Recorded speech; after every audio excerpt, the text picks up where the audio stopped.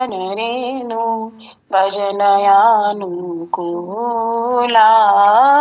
शुद्ध भगता चरण रेणु भजनयानुकूला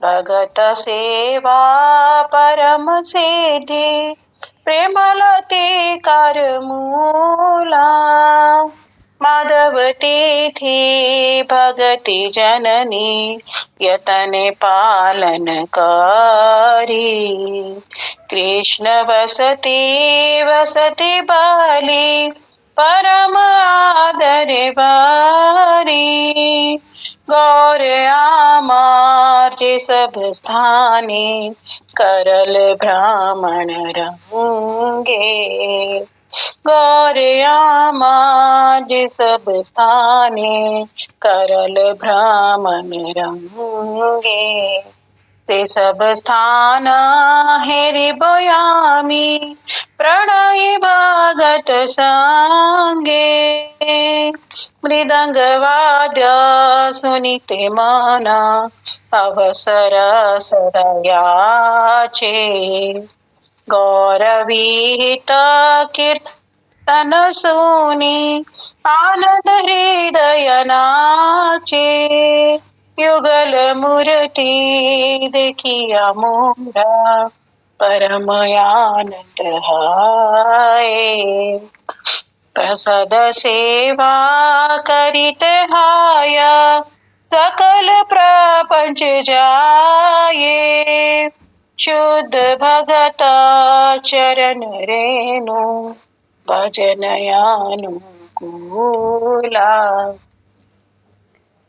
जे बिन गृहे भजन देखी गृहित गोलोक भाए चरण सिधु देखिया गंगा सुख न सीमा पाए तुलसी देखी जुड़ाय प्राण माधव तोषिणी जानी गौर प्रिया शाक सेवने जीवन सार्थक मानी भगति विनोद कृष्ण भजने अनुकूला पाई जाहा प्रति दिवसे परम सुखे स्वीकार कर ये ताहार शुद्ध भगत चरण रेणु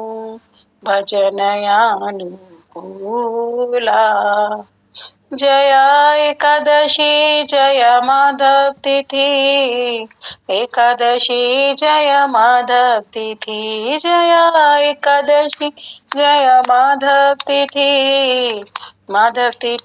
जय एकादशी बोलो एकादशी तिथि की जय। गुरुवे गौरचंद्राय राधिकाय तदालये कृष्णाय कृष्ण भक्ताय तद्भक्ताय नमो नमः वंदे अहं भक्ति चकोरम गौरांग निज प्रेष्ठितम श्रीमते भक्ति वेदांतः स्वामी वनम नमस्तुभ्यं नमः ओं विष्णुपदाय राधा प्रेष्ठाय भूतले श्रीमते भक्ति वेदांत नारायण इति नामिने नमः ओं विष्णुपदाय कृष्ण प्रेष्ठाय भूतले श्रीमते भक्ति सिद्धांत सरस्वती इति नामिने नमो महावदन्याय कृष्ण प्रेम प्रदायते कृष्णाय कृष्ण चैतन्य नामने गौरतिष्वे नमः श्री कृष्ण चैतन्य प्रभु नित्यानंद श्री अद्वैत गदाधर श्रीवासदि श्री गौर भक्त वृंद हरे कृष्ण कृष्ण कृष्ण हरे हरे हरे राम राम राम हरे हरे। सर्वप्रथम मैं अपने पूज्य पाद श्री श्रीमद् भक्ति वेदांत गोस्वामी महाराज जी के चरणों में अनंत कोटि दंडवत प्रणाम ज्ञापन करते हुए अनंत केतु कृपा की वांछा कृपा करती हूँ। तत्पश्चात मेरे शिक्षा गुरुपाद पंत पूज्य पाद गोकुलचंद दास प्रभु जी एवं पूज्य पाद माधव दास प्रभु जी के चरणों में अनंत कोटि दंडवत प्रणाम करती हूँ। उनसे कृपा की वांछा करती हूँ। पूज्य पाद राधा दीदी के चरणों में मेरा दंडवत प्रणाम स्वीकार हो। यहाँ उपस्थित सभी वैष्णव वैष्णवियों के चरणों में मेरा सादर दंडवत प्रणाम गुरुदेव ही कृपा करके हमें उद्धव जी जो चैप्टर हम पढ़ने जा रहे हैं, 5वां चैप्टर है ये भक्त भक्ति भगवान ग्रंथ का। भक्त भक्ति भगवान ग्रंथ भागवतम का ही पाठ है। और फिर बृहद भागवतमृतम में सनातन गोस्वामी पाद जी ने भक्तों का तारतम्य बताया। तो तारतम्य करते करते आज हम आए हैं 5वें पे, जो है श्रीमान उद्धव, जिन्हें बोल दिया प्रेमातुर भक्त। तो ये बहुत ऊंची कथाएं हैं, इसमें गुरुदेव के हृदय के भाव हैं। तो मेरा तो कोई प्रवेश है नहीं, गुरुदेव ही कृपा करके मुझसे जो कुछ भी कहलवाएंगे वो ही मैं यहाँ पर कह पाऊंगी। गुरुदेव मुझ पर कृपा आशीर्वाद करें। अभी हमारा 5वां चैप्टर है प्रेमातुर भक्त। तो जो श्रीमान उद्धव हैं वो कौन है प्रेमातुर भक्त? हम सबने पहले भी श्रवण किया कि उद्धव कौन थे। वो उन्हें कृष्ण ने भेजा था यहाँ पर ब्रज में, जाओ देख कर आओ गोपियां कैसी हैं, गोपियों को नंद बाबा को सबको सांत्वना दे करके आओ। तो फिर उद्धव जी ने क्या किया, वो वहां पर गए, उन्होंने देखा कैसा है ब्रज, उन्होंने सांत्वना भी दी। पर वहां पर जब तक उन्हें घमंड था कि मैं ही इनका सर्वश्रेष्ठ हूँ, कृष्ण का सर्वश्रेष्ठ मित्र मैं हूँ, कृष्ण सबसे ज्यादा प्रेम मुझसे करते हैं, मैं कृष्ण को सब प्रकार से जानता हूँ और मैं ही उनका निकट बंधु हूँ। किंतु जब वो आए तब उन्होंने देखा अरे मैं तो कुछ भी नहीं, गोपियों का प्रेम की जब उन्होंने दिव्य उन्माद दशा देखी कि दिव्य उन्माद दशा होती क्या है, उसके दर्शन करके फिर उन्हें लगा ओहो काश के मेरे को भी इनके जैसा कुछ छीटा कुटा मिल जाए गोपियों के प्रेम का, और मेरे को तृण बन के ही या गुल्म बन के या लता बन के ही ब्रज में प्रवेश मिल जाए। तो यहाँ पर एक विशेष बात ये देखनी होगी, इसलिए मैं पहले से थोड़ा सा इसका रूपरेखा बता रही हूँ ताकि हम चैप्टर को ध्यान से श्रवण करें कि इसमें बताया क्या जाएगा कि उद्धव जी क्या है। वो उनको देखो लोभ हुआ, जैसे पहले भी हमने बताया, गुरुदेव से कई बार श्रवण किया कि हम ये कहते हैं ना कि उद्धव जी तो नित्य वो है परिकर है वहां पर द्वारका जी में, तो फिर कैसे संभव होगा उनके लिए गोपी प्रेम। या फिर हम अगर लक्ष्मी जी की बात कहें कि वो बेलवन में बैठी हैं और बेलवन में वो कर रही हैं ऐसे इस पोस्चर में ना हम सभी गए हुए हैं बेलवन, तो कि वो आज भी तपस्या कर रही है कि मुझे उसमें रास में स्थान मिल जाए, किंतु उसके लिए गोपी गर्भ से आना जरूरी है और परकीय भाव में भी प्रेम होना जरूरी है। पर वो सब हो नहीं पा रहा, क्यों? क्योंकि लोभ तो होगा, पर वो क्या है, लक्ष्मी जी भी नित्य परिकर है, वो विष्णु जी की पत्नी है ना।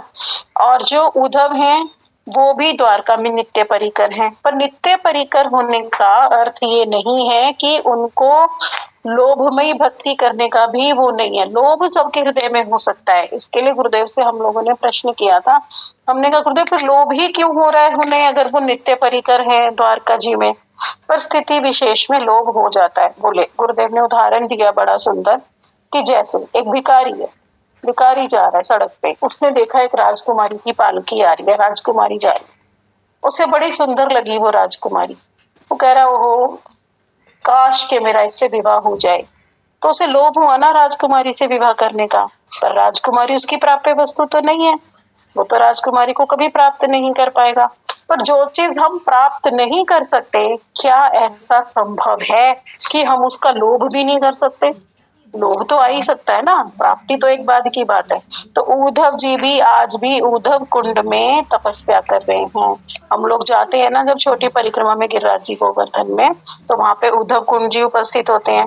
उद्धव कुंड में हम देखते हैं कि वो आज तपस्या कर रहे हैं, तो वो आज भी कर रहे हैं वास्तव में कि मुझे भी गोपियों के प्रेम, मुझे ब्रज में स्थान मिल जाए, तृण बन जाऊं जिसपे की गोपियां अपने पैर पहुंचती हैं या कृष्ण जाते हैं वहां से या पुलिन स्त्रियां आती हैं। तो बड़ी सुंदर कथा है, जो हमारा ये भ्रमर गीत भी इसमें आएगा ना, अगला ग्रंथ हम भ्रमर गीत ही लेंगे, तो बड़ा सुंदर उसमें राधा रानी जी की विरह की क्या अवस्था है, उनके हृदय में किस किस प्रकार के भाव आ रहे हैं। तो गुरुदेव ने एक एक श्लोक पे एक एक चैप्टर उसमें उसमें व्याख्या की है, एक एक श्लोक की ना इतनी सुंदर व्याख्या है कि हम इन भावों को अगर समझ जाएं, छीटा कूटा भी समझ पाए ना राधा रानी के विरह का, उनके प्रेम का, तब कहीं जाके हमारा भक्ति में शायद कुछ प्रवेश हो जाए, ब्रज की भक्ति में, है ना। तो गुरुदेव तो हमें एक एक करके सब कुछ बताते ही जा रहे हैं।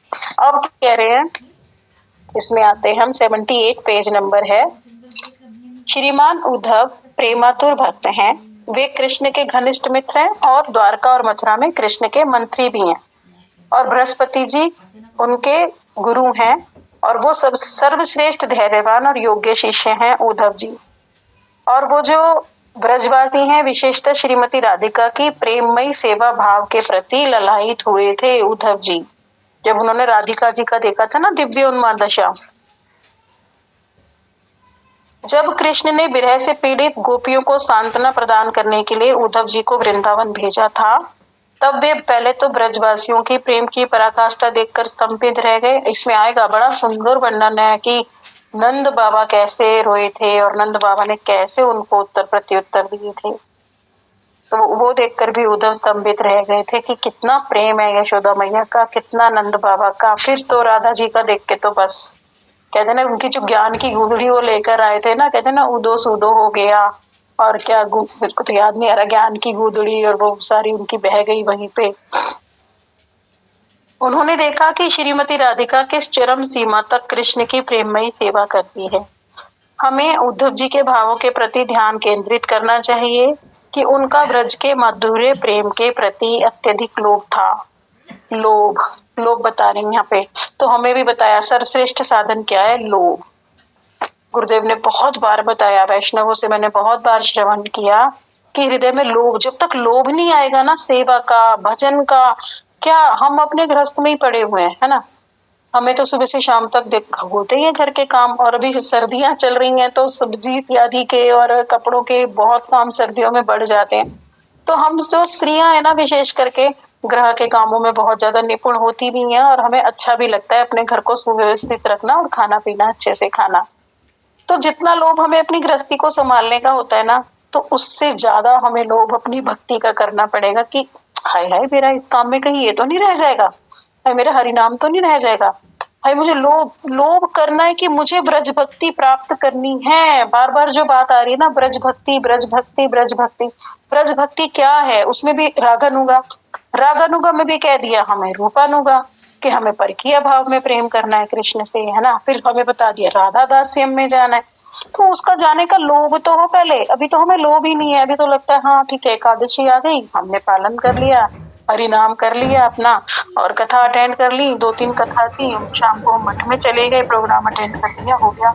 और वो लोभ कब आएगा कि मुझे ब्रज की भक्ति प्राप्त करनी है, मुझे ब्रज के परिकरों जैसा बनना है, मुझे प्रवेश चाहिए ब्रज में। तो वो लोभ नहीं आएगा ना जब तक गुरुदेव कहते हैं वो ही हमारा। इसके लिए एक और उदाहरण गुरुदेव देते हैं बड़ा सुंदर कि जैसे एक उसको किसी को पानी में डुबाया जाए, है ना, उसका सिर जो है पानी के अंदर है, डूबा पड़ा है, तो उससे कह रहे हैं मुझे, वो कह रहा है बस मैं बच जाऊं, कैसे भी मैं बच जाऊं। तो वो उसको क्या होगा, सबसे ज्यादा किस चीज की आवश्यकता होगी कि कैसे ही मैं बाहर आके एक बार नदी से सांस ले लूं, एक सांस मिल जाए मुझे तो मेरी जान बचे, है ना। उस समय उसको क्या उस चीज की तत्परता है कि बस, और कुछ कहीं उसका अभिनिवेश है ही नहीं, कहीं उसका चित्त ही नहीं है, कहीं वो उस समय सोच ही नहीं रहा, वन पॉइंटेड। सिर्फ उसका, इस चीज को समझेंगे हम गहराई से कि वन पॉइंटेड उस समय उसका ये चित्त है कि बस मुझे कैसे ही मैं बाहर आ जाऊं और मुझे सांस मिल जाए, एक सांस, और जैसे ही आएगा तो वो सांस ले लेगा। ऐसा ही लोभ हमारा होना चाहिए कि बस मैं ये संसार में घुट रहा हूँ। देखो दुख सबके हैं, कोई व्याख्या करने का फायदा नहीं है यहाँ पे। दुखाल्यम शाश्वतम, अपने अपने, किसी को कोई दुख है, किसी को कोई दुख है, कोई शरीर से दुखी, कोई मन से दुखी, कोई तन से दुखी, कोई धन से दुखी, है ना। तो उस सब में पड़े रहने का कोई लाभ नहीं है। हमें यहाँ से निकलने के लिए लोभमयी भक्ति करनी पड़ेगी। देखो यहाँ भी गई आगे लाइन कि यही लोभ हमारा साध्य और साधन है, साध्य भी है और साधन भी है। उद्धव प्रार्थना करते हैं कि कब मुझे वृंदावन वास मिलेगा। अब कृष्ण के द्वारा उद्धव जी को ब्रज में भेजने का कारण, श्री कृष्ण ने उद्धव जी की प्रशंसा में कहा, तुम मुझे अति प्रिय हो और तुम्हारे अलावा या तुम्हारे जैसा मेरा अन्य कोई भी निकट बंधु नहीं। यहाँ तक कि शंकर, लक्ष्मी, बलदेव, यहाँ तक कि मेरी खुद की आत्मा भी मुझे इतनी प्रिय नहीं है उद्धव जितने प्रिय तुम हो। अब उद्धव जी को तो बड़ा होता कि हाँ मैं तो बहुत प्रिय हूँ कृष्ण का। अच्छा, उद्धव जी को भेजने का ब्रज में कारण था, क्योंकि क्या था, उद्धव कौन थे, उनके मंत्री भी थे, है ना, द्वारका में उनकी सलाहकार भी थे, सब सलाह लेते थे कृष्ण उद्धव जी से। जब युधिष्ठिर जी ने भी यज्ञ किया तो उन्होंने पूछा भी था कि मैं यज्ञ में जाऊं या वहां पे वो जो 16,108 कन्याएं वहां पे वो बंदी बनाई हुई थी, मैं उनको बचाने जाऊं, मैं क्या करूं। तब उद्धव जी ने बड़ी अच्छी सलाह दी थी उनको कि तुम उन्हें भी बचाओ और उन्हें बचाकर फिर उनको लेकर राजाओं को सबको फिर लेकर जाओ शान से, तो यज्ञ की भी शोभा होगी और वो राजा पहले ही सरेंडर कर देंगे तो युधिष्ठिर का डंका भी बच जाएगा। तो बहुत सुंदर सलाह देते थे वो। तो क्योंकि वो एक माननीय व्यक्ति थे, उनको सब मानते थे। तो जो माननीय व्यक्ति होता है, जब कोई वो बात करता है तो उस बात को सब प्रतिष्ठित करते हैं, है ना, कि इसने कहा है तो इस बात में दम है। जैसे हमें कोई बात गुरुदेव बोलते हैं और हम शास्त्रों में देखते हैं उस बात को, है ना, तो हम क्या कहते हैं, ये प्रतिष्ठित है बात, क्योंकि शास्त्र में कहीं, भागवतम में कहीं, अन्यत्र कहीं होगी तो हम उस बात को माननीय नहीं मानेंगे। इसीलिए देखो हम शुरू से इस ग्रंथ को पढ़ रहे हैं, जब से भक्त भक्तिवान शुरू हुआ, इसमें पूरा का पूरा एक तो भागवतम से लिया गया, उसके बाद श्लोक के कोट्स भागवतम में यहाँ पर बताया, भक्ति रसामृत सिंधु में यहाँ पे बताया, उज्ज्वल नीलमणि में यहाँ बताया। इससे क्या होती है, बात प्रतिष्ठित हो जाती है। तो यहाँ पे प्रतिष्ठित कैसे हो रही है, क्योंकि उद्धव जी अगर कहेंगे ना गोपियों की महिमा, तब गोपियों की महिमा प्रकाशित होगी। तो गोपियों की महिमा को प्रकाशित करने के लिए उद्धव जी को ब्रज में भेजा गया था। क्योंकि कृष्ण कहे मेरी गोपियां हैं ऐसी हैं, या फिर गोपियां कहे या ब्रज का और कोई कहे ऐसी हैं, तो मानेगा नहीं कोई। सब कह देंगे रे कृष्ण तो छलिया है ऐसी, क्योंकि वो तो स्त्री लंपट है ना, इसलिए कर रहे हैं, है ना, उनकी बात भी नहीं मानेगा कोई। पर जब उद्धव जी कहेंगे, क्योंकि वो मंत्री हैं, एक प्रतिष्ठित व्यक्ति हैं, उनके कहने से फिर प्रकाशित होगा कि हाँ गोपियों का महिमा है और गोपियां, उनका प्रेम टॉप मोस्ट है, उनकी दिव्योन्माद दिशा है, जो उद्धव जी को उनके प्रति लोभ हुआ, है ना। तो इतना कॉन्सेप्ट सबको क्लियर हो गया कि उद्धव जी को क्यों भेजा था। साइन देके बताएंगे मुझे, किसी को नहीं क्लियर हुआ यहाँ तक तो पूछ सकते हैं। चलो सबको क्लियर है, अच्छी बात है। अब कह रहे हैं कि जो ब्रज में उद्धव जी गए, तब गोपियों और राधा जी को प्रेम को देखकर उनके चरणों की रज अपने सिर पर उन्होंने धारण की, और कृष्ण के प्रति इस प्रकार के माधुर्य प्रेम की उन्होंने कभी कल्पना भी नहीं की थी। उन्हें पता ही नहीं था इस प्रेम के बारे में कि ऐसा भी कोई प्रेम कृष्ण के साथ कर सकता है, जितना उन्होंने दिव्योन्माद दशा के वहां पे दर्शन किए। अब कह रहे कि ब्रह्मा जी, शिव जी, नारद जी और अन्य श्रेष्ठ वैष्णव भी ब्रज प्रेम के प्रति ललायित रहते हैं। सबने किया है ब्रज के प्रेम के प्रति, क्योंकि ब्रह्मा जी ने भी स्तुति की, शिव जी ने भी रास में आने का प्रयास किया था, नारद जी का भी बताया जाता है। तो सबने प्रयास किया कि हमारा रास में प्रवेश हो जाए, सबको ललायित रहे ब्रज प्रेम के प्रति, क्योंकि वो है ही इतना सुंदर। जब रास को देखा, हम सुनते हैं देवी देवता भी स्तंभित रह गए, स्खलित हो गए, अपना उनको सुध-बुध ही नहीं रही रास को देख के कि कितना सुंदर रूप है। यहाँ तक कि कामदेव खुद भ्रमित हो गए, तो इतना सुंदर रूप है तो लोभ सबका आता है। तो कह रहे कृष्ण ने उद्धव जी को गोपियों को प्रेम का साक्षी बनाया। क्यों? क्योंकि वो क्या करते थे, ब्रज प्रेम की महिमा को इस जगत में प्रकाशित करना चाहते थे। और भक्ति की जो सर्वोच्च दशा है वही है प्रेम। अब भक्ति का तारतम्य बता दिया। आदो श्रद्धा तथा साधु संगोत भजन क्रिया ततो अनर्थ निवृत्ति ही सयात ततो निष्ठा रुचि ततः अथा आसक्ति सततो भाव ततः प्रेमाभ्युत्थन चिंती साधका नामम्यम प्रेमन प्रादुर्भावे भवेत क्रमः। ये भक्ति रसामृत सिंधु का है। ये कई बार हमने पूज्यपाद सिद्धांति महाराज जी से भी पढ़ा, उसमें उन्होंने बताया था, अभी ग्रंथ कराया था भक्ति रसामृत सिंधु बिंदु, उसमें उन्होंने बहुत डिटेल से ये करा दिया था कि कैसे है कि हमारा पहले तो श्रद्धा आएगी हमारी, है ना, श्रद्धा क्या होगी। अच्छा मुझे यहाँ पे कोई बताएगा श्रद्धा क्या है? किसी को अच्छे से पता है क्या है श्रद्धा?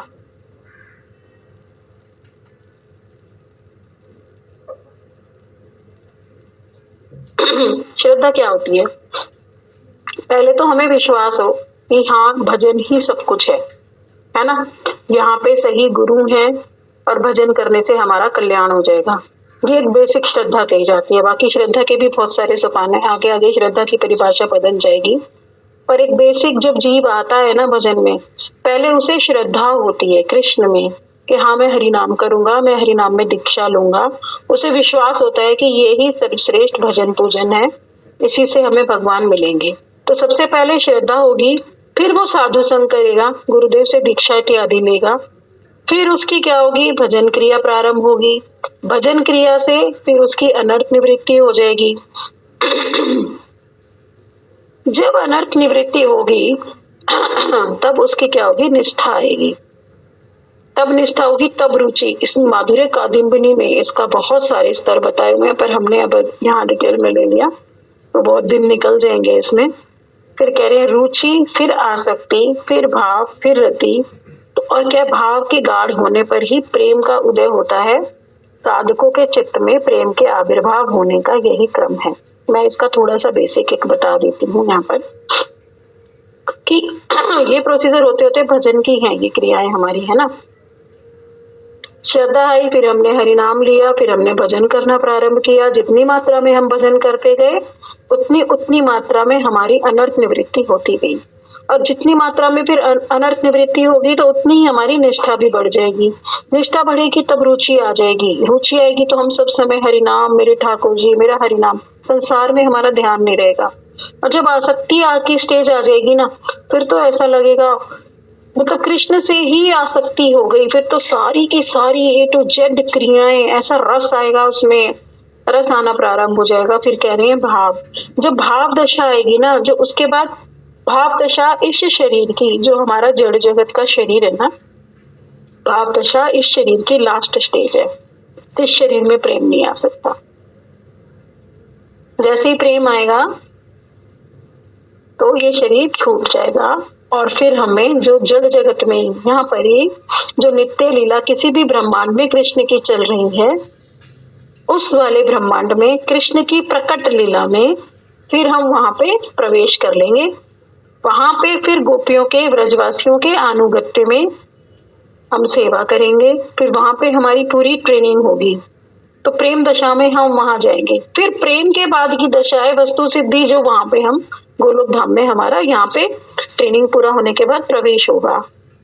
ठीक है, तो ये श्लोक हम सबको याद करना चाहिए भक्ति रसामृत सिंधु का, कि हमारी भक्ति का क्या क्रम है। फिर आगे इसमें बता रहे हैं कि महाभाव भी, इसके पश्चात जो भाव और प्रेम दशा को प्राप्त करता है, तो प्रेम के बाद भी क्या दशाएं आती हैं फिर, स्नेह, मान, राग, ये गोपियों की है सारी प्रेम की, अनुराग, भाव और महाभाव दशा को प्राप्त होता है। महाभाव दशा बता दी गई राधा रानी और उसमें भी फिर रूढ़ और अधिरूढ़, उसमें भी 2 प्रकार बता दिए।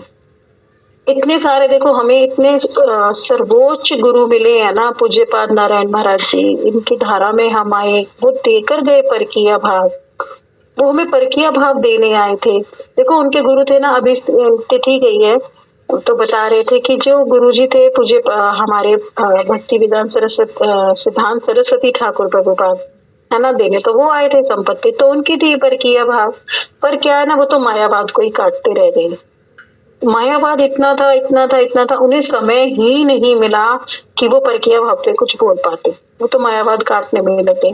तो पूज्यपाद नारायण महाराज जी ने इसका बड़ा सुंदर, क्योंकि उनका 1 पॉइंटेड था शुरू से ही कि मुझे जो है परकीय भाव स्थापित करना है। परकीय भाव तो उनके ग्रंथों को देखो, हम जैव धर्म को देखें, माधुर्य कादम्बिनी को देखें, उज्जवल नीलमणि ग्रंथ को देखें, इतनी मेहनत करके वो हम लोगों को ग्रंथ देकर गए हैं ना पूज्यपाद नारायण महाराज जी, इसलिए देकर गए हैं कि हम इन भावों को समझ पाए कि परकीय भाव है क्या, इसमें हम प्रवेश तो कर पाए कि क्या है प्रेम की सर्वोच्च दशा। इससे पहले तो देखो कभी किसी ने नहीं बताया, कभी भी नहीं, हमें खुद नहीं पता था। हम लोग जब तक इस धारा में नहीं आए गौड़ीय संप्रदाय में, हमें पता ही नहीं था परकीय भाव क्या है। हम तो हाँ कृष्ण गोपी कृष्ण ये तो सब सुना, गोपी गीत सुना, पर हम नहीं समझ पाए कि परकीय भाव क्या होता है ना। तो पूज्यपाद नारायण महाराज जी के चरणों में अनंत कोटि दंडवत प्रणाम है कि उन्होंने इस भाव को दिया। उनके अनुगत्य में जितने भी गुरु वर्ग हैं सभी इसको प्रयास कर रहे हैं कि ये हम सब में अंदर वितरित हो जाए। तो हमें भी तो प्रयास करना पड़ेगा ना अपना, कि हम अपने श्रवण के लिए उपस्थित तो हों, कि हमारा श्रवण तो ऐसा हो कि जो वो कह रहे हैं हम अपने देह धर्म को छोड़ के, पारिवारिक धर्म को छोड़ के, संसारिक धर्म को छोड़ के उस चीज को उपस्थित हो पाए। चित्त कहीं कम से कम, जिस समय हम हरि कथा का श्रवण करें उस समय तो हमारे चित्त में अन्य अन्य वस्तुएं ना हो, है ना। उस समय तो हम कहें नहीं, हमें तो गुरुजी सुना रहे हैं, हम तो गुरुदेव की कथा सुन रहे हैं, तो बिल्कुल ऐसे कि कथा से हमारा एक शब्द भी मिस ना हो जाए, कि कहाँ हमारा कुछ छूट ना जाए। लोभ तो कथा में तो इतना हो जाए कि अन्यत्र हमारा अभिनिवेश ना रहे। तब कह रहे हैं कि प्रेम की जो सर्वोच्च अवस्था है उसमें क्या है, जीव भगवान की नित्य सेवा में निरंतर आविष्ट रहता है। सर्वप्रथम जीव सतगुरु का अनुगत्य करता है, फिर भजन क्रिया के माध्यम से समस्त सांसारिक मोह और सभी प्रकार की भय और कुंठा से रहित होकर उच्च स्तर की ओर अग्रसर होता है। इस लाइन को हम समझेंगे। यहाँ गुरुदेव ने ये लाइन बताई, इतनी सुंदर रूप से ये वाली व्याख्या बताई है गुरुदेव ने कि होता क्या है भजन क्रिया से। हमने तो कह दिया हम हरि नाम कर रहे हैं, हमारी रुचि नहीं आ रही। हम सबका बड़ा प्रश्न होता है कि हमारी रुचि नहीं हो रही, हरि नाम को हम करते चले जा रहे हैं, हरे कृष्णा महामंत्र को हम करते चले जा रहे हैं, पर हमारा चित्त उसमें लगता ही नहीं। कारण क्या है कि हमारा चित्त क्यों नहीं लग रहा? क्योंकि हमारा अभिनिवेश इधर उधर है ही। हम उस समय भी चिंता कर रहे हैं, मेरी घर की घंटी बज रही है, उस समय भी हम चिंता कर रहे हैं शाम को मेरे घर में कौन मेहमान आने वाला है। हम उस समय चिंता कर रहे हैं बच्चे कॉलेज से किस समय आएंगे, या पति ने ऑफिस कब जाना है, और भी बहुत सारी अलग अलग भिन्न भिन्न प्रकार की सबकी अवस्था के अनुसार चिंताएं हैं। तो हम एकाग्र चित्त कृष्ण की लीला में डूबते ही नहीं कि हम कृष्ण का तो ध्यान करें, बैठ जाओ और एक लीला का चिंतन करो कि कृष्ण जमुना किनारे बांसुरी बजा रहे हैं, है ना।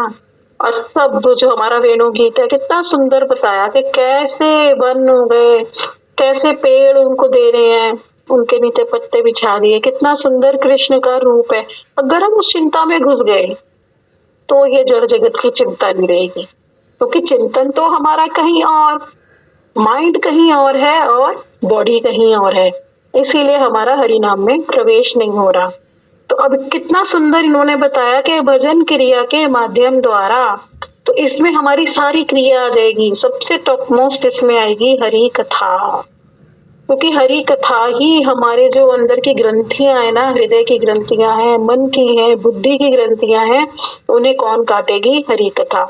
तो कह रहे हैं भजन क्रिया के माध्यम से क्या होगा? समस्त सांसारिक मोह, जितना हम संसार में पड़े हैं, रिश्तेदारी में पड़े हैं, पड़ोसियों में पड़े हैं, ऊपर नीचे दाएं बाएं, मेरी सहेली, मेरी किट्टी पार्टी, मेरा संसार, तो जब हमारा कथा के प्रति मोह हो जाएगा ना, तब लगेगा अरे मेरा कितना समय नष्ट हो गया, ये तो आकर 2 घंटे मेरे से पड़ोसन बात करके गई, मैं गई थी रिश्तेदारी में, वहां मेरे 6 घंटे खराब हो गए। तब लगेगा हमारा समय खराब हो रहा है ना। तो होगा किससे? भजन क्रिया। यानी भजन क्रिया में टॉपमोस्ट हमें हरि कथा को ही लेना होगा। हरि नाम की संख्या हम जितनी करें वो हमें नित्य रूप से करनी है, क्योंकि उसी से हमें बल मिलेगा, और हरि कथा से ही हमारी ग्रंथियां कटेंगी, तो मोह कटेगा। सभी प्रकार के भय, भय को समझेंगे, किस प्रकार का भय, कौन सा भय, किस भय की बात यहाँ पर हो रही है? सबसे बड़ा भय हो जाएगा यहाँ पे देवी देवताओं की पूजा। जो हम देवी देवताओं की पूजा करते रहते हैं ना, नहीं हनुमान जी मुझे ये दे देंगे, देवी ये कर देगी, नवरात्रि आ गई मुझे ये करना है, ये शिव जी का मुझे ये करना है, वो तो श्राद्ध करने हैं, ये जितना भी सब कुछ हम करते चले जा रहे हैं ना, तो उस भय से मुक्ति मिल जाएगी। जब हम कृष्ण में प्रतिष्ठित हो जाएंगे ना, तब लगेगा अरे ये तो सब क्या है, किस चीज के लिए हम करते चले जा रहे हैं। तो वो भय अपने आप समाप्त होकर कृष्ण की एकांत की भक्ति हमारे हृदय में उत्पन्न हो जाएगी, और कुंठा से रहित होकर उच्च स्तर की ओर फिर जीव ऊंचा उठना शुरू हो जाएगा। अभी क्या है ना, अभी तो हम जमीन पे पड़े हैं, अभी हम वहीं पे हैं, अभी हम संसार से ऊपर नहीं उठे, अभी हम भय से नहीं मुक्त हुए, अभी हम कुंठा से भी मुक्त नहीं हुए। क्यों? अभी संसार, समाज क्या कहेगा, 2 महीने के लिए परिक्रमा चली गई, घर में सब क्या कहेंगे, रिश्तेदार क्या कहेंगे, है ना। तो वो सब भय से मुक्त होके, अपने पति को नहीं देखा, इसका तो पति बीमार पड़ा था, उसको छोड़कर भाग गई, अरे ये तो बिजनेस को बंद करके भाग गया, उसने तो अपने बच्चों की फीस नहीं भरी, ये भी चला गया।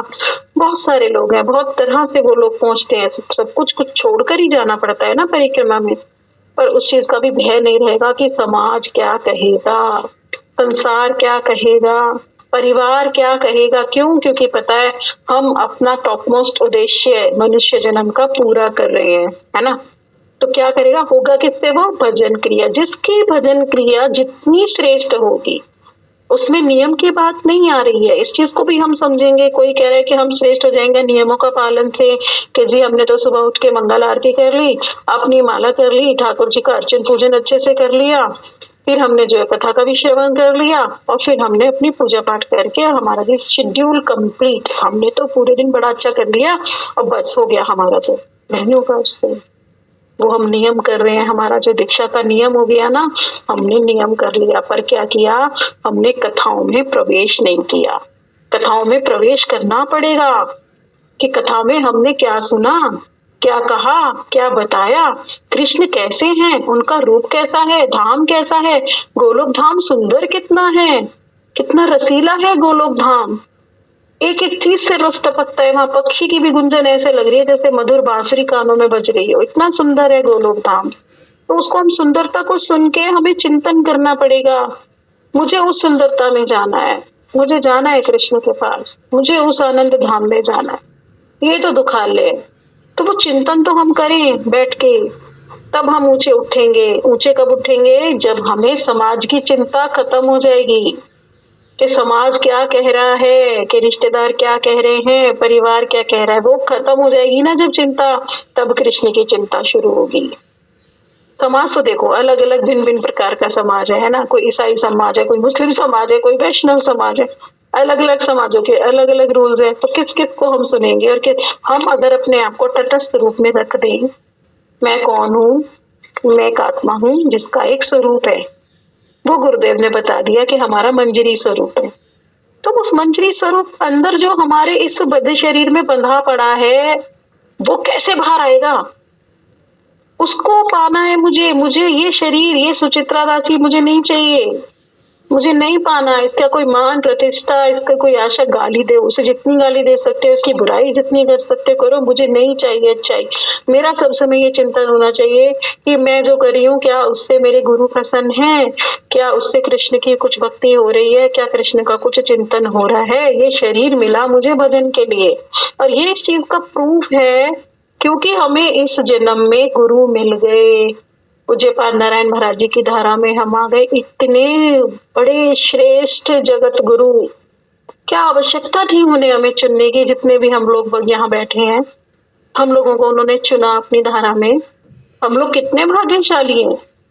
हमें इस चीज की कीमत होनी चाहिए कि हमें वो चुनने आए, अपने परिकरों को उन्होंने हमारे पास भेजा। किसी को पूज्यपाद सिद्धांति महाराज ने चुना, किसी को पूज्यपाद श्रीधर महाराज जी ने चुना, किसी को पूज्यपाद भारती महाराज जी ने चुना, किसी को पूज्यपाद वन महाराज जी ने चुना। सारे के सारे हमें उनके चरणों में जाकर दे देंगे, और वहां से गुरु परंपरा से जाते जाते जाते हम फिर कृष्ण के युगल किशोर के चरणों में हमें दे दिया जाएगा। तो हम उसके लिए प्रयास नहीं कर रहे, हम समाज का ही पालन करने में लगे, इसलिए हम धरातल पे हैं। कह रहे ना, उच्च स्तर की ओर अग्रसर, हमें उठना पड़ेगा, इसकी चिंता छोड़नी पड़ेगी और चिंता उसकी करनी पड़ेगी। तब देखो कितना आनंद आता है हरि नाम करने में, बहुत आनंद आता है। फिर कह रहे हैं, तत्पश्चात शनि शनै भगवान की सेवा में आविष्ट होकर साधन करते करते भगवान की प्रेममयी सेवा को प्राप्त करता है। शनै शनै भगवान की सेवा में आविष्ट होता है, मतलब पहले तो जब भाव दशा में आएगा भजन करते करते, अभी तो देखो चिंतन अगर शुरू करें हम, है ना, लीलाओं का, तो कम से कम लीलाएं चिंतन करते करते हरि नाम करेंगे तो चित्त का अभिनिवेश इधर उधर नहीं होगा। तो एक लीला के बाद दूसरी लीला जो हम गुरु वैष्णवों से श्रवण करते जा रहे हैं, कभी कालिय दमन लीला, कभी हमारी वंशी चोरी लीला, कितनी सारी लीलाएं हैं, गोवर्धन धारण लीला, लीलाएं हैं इतनी सारी, है ना। एक एक लीला के बाद लीला, हे कृष्ण तुम ऐसे हो, हे कृष्ण तुमने ये किया, हे कृष्ण तुम ऐसे, हे कृष्ण तुम ऐसे, ऐसे हमारा हरि नाम चलता जा रहा है। तो चित्त हमारा इधर उधर आया ही नहीं। फिर जब धीरे धीरे धीरे आसक्ति रुचि रति सब हो गया, जब भाव दशा में आए तो सिद्ध स्वरूप आकर के, है ना, फिर क्या होगा, सिद्ध रूप से सेवा करनी। जैसे बता दिया कि एक साधक जड़ जगत में तो एक साधक शरीर में रहेगा और सिद्ध से अपनी नित्य लीला में सेवा करता रहेगा। वो राधा रानी की मंजरी है, वो उनके चामा डुला रही है, वो उनके चरण पाद कर रही है, वो उनके लिए फूल चुन के ला रही है ना, जिसको स्वरूप सिद्धि हो जाएगी। फिर उसके बाद फिर ये भाव दशा से भी जो ऊपर वो प्रेम दशा में जाएगा, तो फिर वहां पहुंच जाएगा ब्रह्मांड में, प्रकट लीला में। वहां पे साक्षात कृष्ण सामने होंगे, राधा रानी होंगी, गोपियां होंगी, नित्य परिकर, उनके अनुगत्य में फिर वो सेवा करेगा, आनंद लेगा, वहां पे सारा वो सीखेगा, है ना, परफेक्ट हो जाएगा। इसको एक साधन उदाहरण से कह देंगे इंटर्नशिप, है ना, इंटर्नशिप हो जाएगी वहां पे। फिर क्या होगा, जब वहां पे परफेक्ट हो जाएंगे तब हमारी वस्तु सिद्धि गोलोक धाम में प्रवेश हो जाएगा। तो कितना सुंदर क्रम बता दिया ना। अभी तो इस क्रम के प्रति लोभ हो जाए हमारा कि भाई कितना सुंदर क्रम है ना, गुरुदेव ने बता दिया। और उससे भी पहले तो गुरुदेव के वाक्यों पे हमारा विश्वास होना चाहिए कि गुरुदेव ने कहा है कि ये क्रम है तो उस क्रम को हमें फॉलो करना है।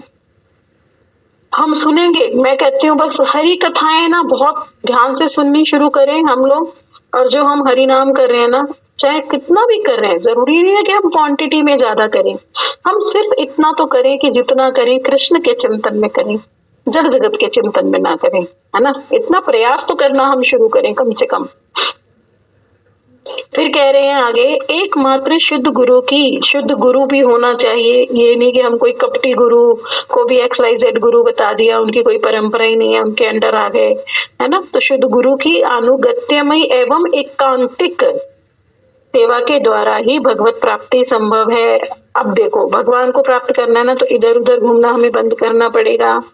एकांतिकी यानी देवी देवताओं को भी छोड़कर कृष्ण की भक्ति। फिर एकांतिकी यानी अपने श्रवण को श्रेष्ठ बनाना, कि मैं किसकी कथाओं से मेरे हृदय में परिवर्तन आ रहा है ना। हमारे गुरु वैष्णवों से हमें हरि कथा श्रवण करनी है, कृष्ण की, पूज्यपाद नारायण महाराज जी की धारा में जितनी भी कथाएं, इधर उधर के संप्रदाय की हम बात नहीं करें, इधर उधर के संप्रदाय में हम श्रवण नहीं करेंगे। मैं देखती हूँ बहुत से लोग अनिरुद्ध महाराज जी को ही सुन रहे हैं, कोई प्रेमानंद जी को श्रवण कर रहा है, कोई किसी को। तो वो लोग तो पूज्यपाद नारायण महाराज जी की धारा के नहीं है, तो उनको श्रवण करेंगे तो हम एकांतिकी नहीं कहलाएंगे। हमें पूज्यपाद नारायण महाराज जी की धारा में ही श्रवण करना होगा, गौड़ीय वैष्णवों में, है ना। तो वहां करते करते फिर ही एकमात्र तब हमें भगवत प्राप्ति होगी, नहीं तो हमारा सारा प्रयास व्यर्थ हो जाएगा। फिर तो हम इधर उधर ही श्रवण करने में लगे। तो मैंने देखा बहुत से लोगों ने तो एकादशी छोड़ दी। क्यों? क्योंकि हमने तो प्रेमानंद महाराज जी को सुना और उन्होंने तो बताया कि एकादशी करने की कोई आवश्यकता नहीं है, हम तो राधे राधे राधे करते रहेंगे। उन्होंने तो राधे राधे करो, राधा जी मिल जाएगी। अरे कैसे मिल जाएगी? तत्व सिद्धांत की बात नहीं आ जाएगी क्या यहाँ पर? राधा जी क्या कृष्ण के बिना एक सांस भी लेती है क्या? राधा जी क्या उसकी भक्ति स्वीकार कर लेंगी जो उनके कृष्ण का नाम नहीं लेता? या कृष्ण उसकी भक्ति स्वीकार कर लेंगे जो राधा जी का नाम नहीं लेता? तभी तो हमारा युगल मंत्र है ना, दोनों के अष्टयाम लीला है। हरे कृष्णा महामंत्र में हमारे हरे कृष्णा राधा कृष्ण कृष्ण कृष्ण राधे राधे, है ना। तभी तो युगल किशोर को हम प्राप्त करेंगे। खाली राधे राधे से तो हमें नहीं, राधा रानी भी प्राप्त नहीं होगी, तो सारा व्यर्थ चला जाएगा। तो इसलिए कहते हैं श्रवण भी वहां करना चाहिए जहां बिल्कुल ऑथेंटिक हो। ऑथेंटिक श्रवण करना पड़ेगा, इधर उधर हम श्रवण नहीं कर सकते। ऐसा करने से ही क्या होगा, भगवान से संबंध स्थापित होगा। और क्योंकि गुरुदेव ही है, हमारा संबंध भगवान से स्थापित कौन करेगा? गुरुदेव करेंगे। पहले तो गुरुदेव हमें बनाएंगे योग्य, पढ़ा के लिखा के, है ना, हरि भजन करा के, और हमारा ये सारा कलमश दूर करेंगे गुरुदेव। तब क्या करेंगे?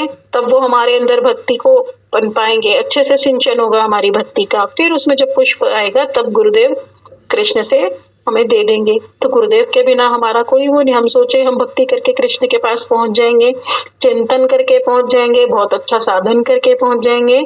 साधन हमारा 0/0 रहेगा अगर हमने गुरुदेव के अनुगत्य में नहीं किया, है ना। गुरुदेव के अनुगत्य में ही हमें साधन करना पड़ेगा। और अगर हमारे गुरुदेव प्रकट लीला में नहीं है तो उनके अनुगत्य में जितने भी वैष्णव हैं उन लोगों का हमें अनुगत्य करना पड़ेगा। वो ही लोग हमें पहुंचाएंगे, उन्हीं लोगों का अधिकार है इसमें ना। तो हमें उनके ही अनुगत्य में, इधर उधर नहीं भटकना है। अगर हमारे गुरुदेव प्रकट लीला में नहीं है तो हमें इधर उधर बिल्कुल नहीं भटकना है। उनके अनुगत्य में जो वैष्णव है फिर हमें उनका अनुगत्य करना, तब वो हमें पहुंचाएंगे। अब कह रहे इसी को एकांतिकता कहेंगे। मैंने देखा हमारे बहुत से सीनियर वैष्णव हैं, कोई इधर उधर हो गए हैं, कोई इधर हो गए हैं, पर वो पूज्यपाद नारायण महाराज जी की परिक्रमा चल रही है वो है ही नहीं। कोई कहीं है, कोई कहीं है, कोई किसी महाराज जी के पास, कोई किसी महाराज जी के पास, अन्य अन्य संप्रदायों में। अरे नहीं मिलेंगे। पूज्यपाद नारायण महाराज जहाँ हैं, जहाँ उनकी परिक्रमा चल रही है, जहाँ उनके अनुचर बैठे हैं, जहाँ उनका गुणगान हो रहा है, वो वहीं पर विराजमान है। वहीं से भगवत प्राप्ति होगी, अन्यत्र नहीं होगी, कितना भी घूम लो। आप कह रहे हैं ऐसा करने से ही भगवान से संबंध स्थापित होगा और प्रेम का आदान प्रदान होगा, तब होगा भगवान से हमारा आदान प्रदान। भगवान कुछ अपने कहेंगे, कुछ हमारी सुनेंगे, कुछ उनसे हमें प्रेम मिलेगा और वो हमारे हृदय में जो उनके प्रति प्रेम है उसी का वो आस्वादन करेंगे। अब कह रहे निर्विशेषवादियों के तर्कों व सिद्धांतों का पालन करके कोई भी भगवत प्राप्ति नहीं कर सकता। जो ब्रह्मवादी हैं, जो भगवान के आकार को ही नहीं मानते, जो भगवान को ही नहीं मानते, जो उनके उसमें पड़ गए कि उनका जो सिद्धांत है कि जी ब्रह्म अहम ब्रह्मोस्मि, हम तो ब्रह्म में मिल जाएंगे, तो इस चीज को क्या करेगा, कोई कभी भी भगवत प्राप्ति कर ही नहीं पाएगा। बिल्कुल साफ रूप में बता दिया यहाँ पे। तो हम लोगों को अपने तत्वों में भी ना बिल्कुल ऐसे पकड़ बनानी होगी कि कैसे तो हमें गुरुदेव के चरण पकड़ के रखने हैं, कैसे हमें वैष्णवों के चरण पकड़ के रखने हैं, क्योंकि यही लोग हैं, इनके पास संपत्ति है कृष्ण प्रेम की, है ना, तो यही हमें देंगे। पूज्यपाद नारायण महाराज जी की संपत्ति इनके पास है, तो यही तो हमें देंगे। बस ये हम अपने हृदय में कर ले, तब देखो कैसा साधन भजन होगा। और वही मैं बार बार बता रही हूँ, सीक्वेंस जो हम सुबह से रात तक फॉलो कर रहे हैं उसकी बात नहीं है कि हाँ जी हमने तो कर ले, नहीं, प्रवेश करना पड़ेगा, चिंतन हमें करना ही पड़ेगा लीलाओं का। अब कह रहे हैं उद्धव स्वयं को कृष्ण का सर्वश्रेष्ठ भक्त मानते थे, इसलिए कृष्ण उनको दिखा रहे हैं कि देखो तुमसे भी श्रेष्ठ तो गोपियों का प्रेम है। उन्होंने क्या किया, उद्धव जी को श्रीमती राधिका जी की दिव्य उन्माद दशा के दर्शन कराए। यह दशा प्राकृत नहीं है, यानी माया की नहीं है, अपितु अप्राकृत है, चित्त जगत की है। तो सुखदेव गोस्वामी पाद जी ने भागवतम में दशम स्कंद में भ्रमर गीत के अंतर्गत राधिका और भ्रमर के बीच में संवाद में बताया राधा जी की दिव्य उन्माद दशा, वो इस चैप्टर के अंत में आएगा।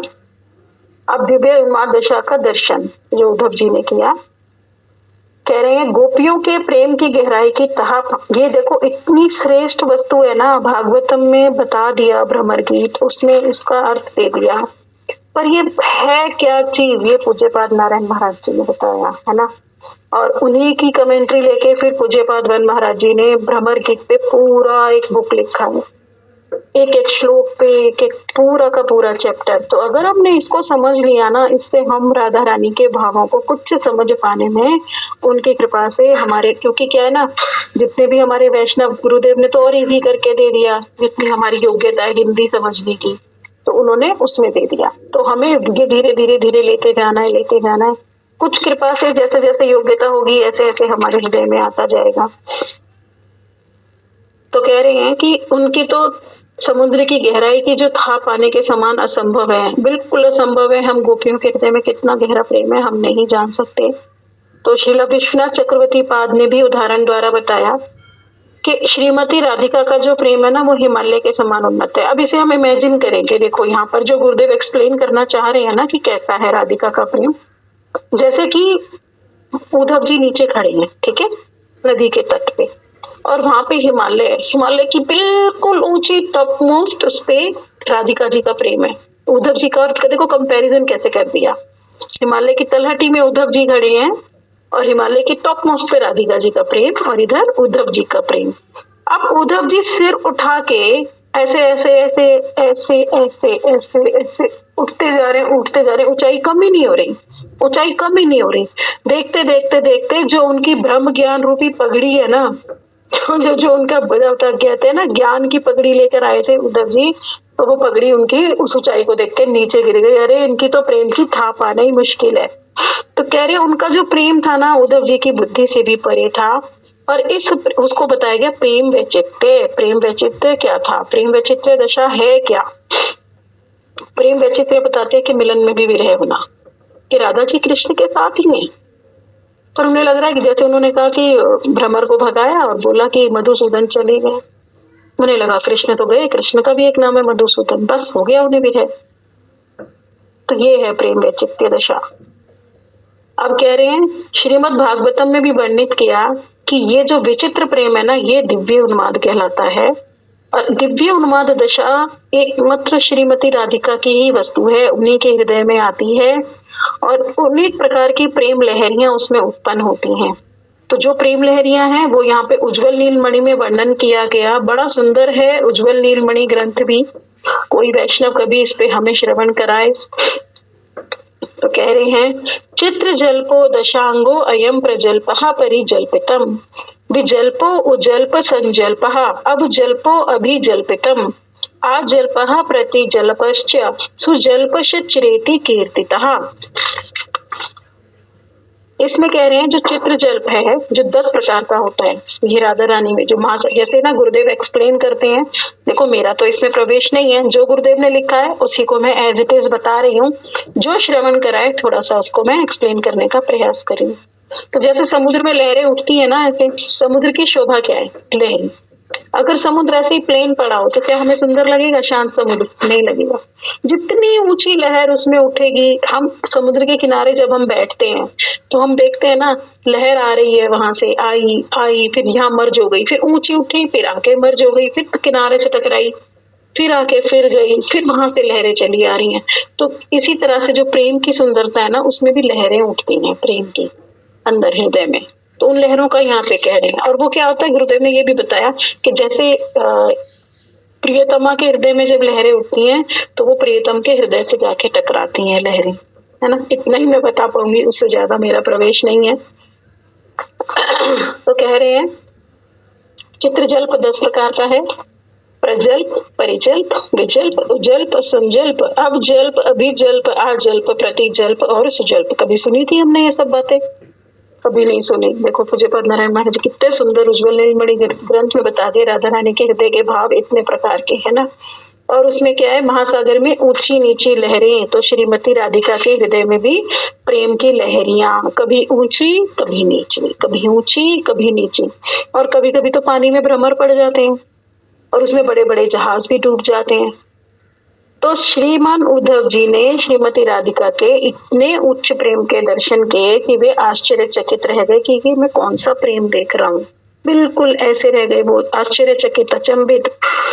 तो श्रील विश्वनाथ चक्रवर्ती पाद ने भी बताया कि किसी भी अन्य कथा द्वारा तीनों लोकों को पवित्र करना असंभव है। गोपियों की कथा, जो गोपियों की कथा है ना, जो उनका परकीय भाव है, जो कृष्ण के प्रति उनका प्रेम है, उसको श्रवण करने से क्या होगा, सभी तो वैकुंठवासी तृप्त हो जाएंगे, द्वारकावासी तृप्त हो जाएंगे और मथुरावासी के हृदय भी पूर्ण शुद्ध हो जाते हैं।